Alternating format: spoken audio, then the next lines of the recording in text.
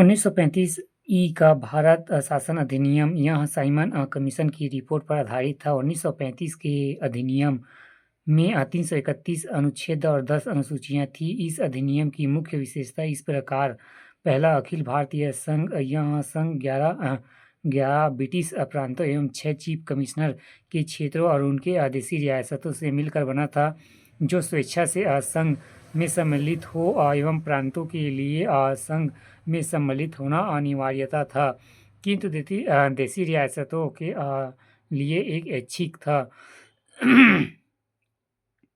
देशी रियासतें संघ में सम्मिलित नहीं हुई और प्रस्तावित संघ की स्थापना संबंधित घोषणा पत्र जारी करने का अवसर ही नहीं आया।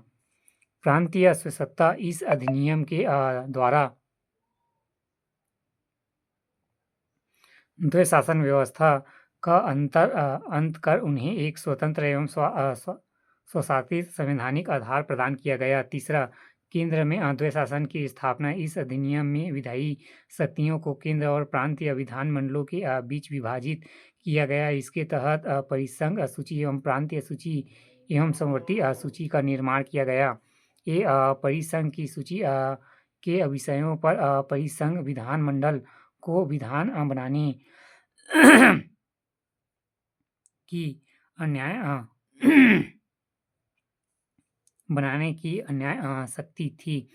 इस सूची में जो विदेशी कार्य करेगी और मुद्रा, नौसेना, सेना, वायुसेना, जनगणना जैसी विषय थे। बी, प्रांतीय सूची के विषय पर प्रांतीय विधानमंडलों की अनन्य अधिकारिता थी, यानी इस सूची में वर्णित विषयों पर प्रांतीय विधान मंडल को कानून बनाने का अधिकार था। प्रांतीय सूची के कुछ विषय थे: पुलिस, प्रांतीय लोक सेवा एवं शिक्षा। समवर्ती सूची के विषयों पर परिसंघ एवं प्रांतीय विधान मंडल दोनों विधान बनाने के लिए सक्षम थे। समवर्ती सूची के कुछ विषय थे: दंड विधि और प्रक्रिया, सिविल प्रक्रिया, विवाह एवं विवाह विच्छेद आदि। ऊपर उल्लेखित उपबंधों के अधीन रहते हुए किसी भी का अधिकार नहीं था कि लेकिन वायसराय द्वारा आपात की उद्घोषणा किए जाने पर परिसंघ विधानमंडल को प्रांतीय सूची के विषय में विधान बनाने की शक्तियां थी। दो प्रांतीय विधानमंडलों की अनुरोध पर भी परिसंघ विधानमंडल प्रांतीय विधानमंडल के विषय में विधान बना सकती थी। समवर्ती सूची के विषयों पर परिसंघ विधि प्रांत की विधि पर अभिभावी होती थी। इस अधिनियम में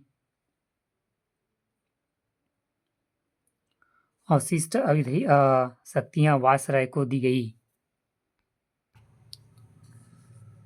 नोट: 1935 के अधिनियम के बारे में नेहरू एवं अम्बेडकर की उचित नेहरू पहला गुलामी का अधिकार पत्र एवं दूसरा एक कार जिसमें ब्रेक तो है पर इंजन नहीं। अम्बेडकर: मुझे इस आरोप के संबंध में कोई क्षमा नहीं मांगनी है कि संविधान के प्रारूप में गवर्नमेंट ऑफ इंडिया एक्ट 1935 के बड़े भाग को पुनः उत्पादित कर दिया गया। चौथा, संघीय न्यायपालिका की व्यवस्था। इस अधिकार क्षेत्र प्रांतों तथा रियासतों का विस्तृत तथा इन न्यायालय में एक मुख्य न्यायाधीश तथा 2 अन्य न्यायाधीशों की व्यवस्था थी। न्यायालय से संबंधित अंतिम शक्ति प्रिवी काउंसिल लंदन को प्राप्त थी। पांचवा, ब्रिटिश संसद की सर्वोच्चता। इस अधिनियम में किसी भी प्रकार के परिवर्तन का अधिकार ब्रिटिश संसद के पास था। प्रांतीय विधानमंडल और संघीय व्यवस्थापिका इसमें किसी प्रकार परिवर्तन नहीं कर सकते थे। छठवां, भारत परिषद का अंत। इस अधिनियम के द्वारा भारत परिषद का अंत कर दिया गया। सातवां, संप्रदाय निर्वाचन पद्धति का विस्तार। संघीय और प्रांतीय व्यवस्थापिकाओं में भिन्न संप्रदायों को प्रतिनिधित्व देने के लिए सांप्रदायिक निर्वाचन पद्धति को 0 रखा गया और उसका विस्तार दलित जातियों एवं महिलाओं और मजदूर वर्ग तक किया गया। 8वां इस अधिनियम में प्रस्तावना का अभाव था। 9वां इसके द्वारा बर्मा को भारत से अलग कर दिया गया। अदन को इंग्लैंड से औपनिवेशिक यहीं पे कर देते।